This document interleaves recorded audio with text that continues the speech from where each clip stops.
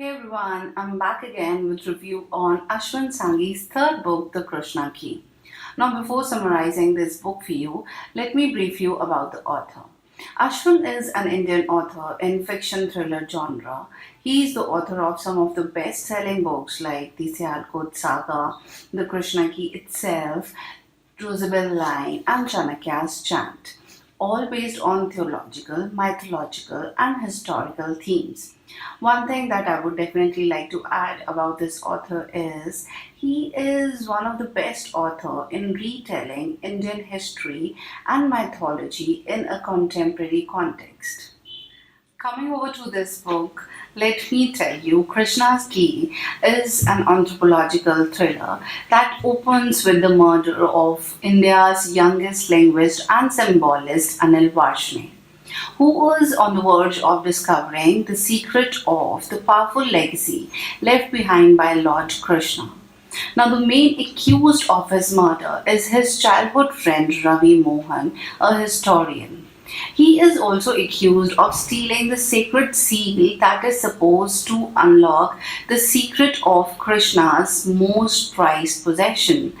That can be Lord Krishna's DNA, a nuclear weapon, or a philosopher's stone with the power to bestow immortality. Now, in an attempt to prove his innocence against the murder charge, Ravi Mohan Saini digs deep into the mythology of India to uncover that the murderer is one who believes himself to be Kalki Avatar, the 10th incarnation of Vishnu, whose sole purpose is to punish the wicked and cleanse the world in this dark age of Kali Yuga. He is cold-blooded, brilliant murderer, who is killing the Krishna's descendants one after the other in order to retrieve the Krishna Key.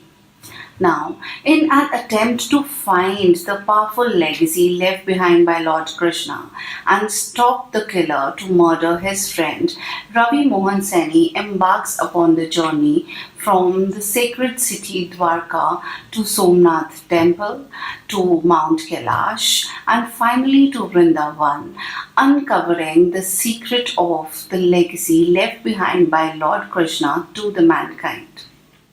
Ashwin's trademark of narrating a story in two different timelines can be seen in this book too. One timeline shows the journey of Lord Krishna from his birth till his death, and the other timeline revolves around Ravi Mohan Saini, the protagonist, who is accused of murdering his childhood friend. Now, Ashwin lays out a very intriguing plot through mysterious, unpredictable, and rousing events in the story, constantly keeping the reader glued to the book. Now, he begins the story with a strong opening and provides hooks at the end of almost every chapter, drawing the readers to the next. Now, one thing that I would like to specify is Ashwin has put in lots and lots of research work in bringing out various astounding facts and their explanations. His research reveals that the sacred city of Dwarka may have been built on the reclaimed land from the sea.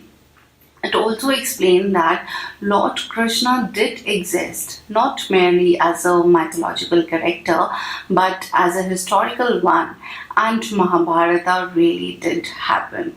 It also explained that Mount Kailash may be a massive man-made pyramid.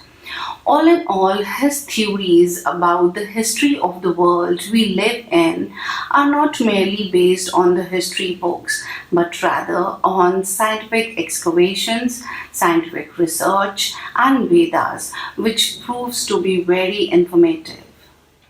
The story begins with the murder scene grabbing the reader by the throat on the very first page. It catches up its speed from here and gives the reader a heightened feeling of excitement, suspense, anticipation, and anxiety. One thing that I can say that it succeeds in keeping the reader flipping, clicking and swiping the pages as the plot builds towards the climax. The only thing that bothered me is lengthy historical and mythological explanations that sometimes tend to drag the reader from the main storyline. Verdict time.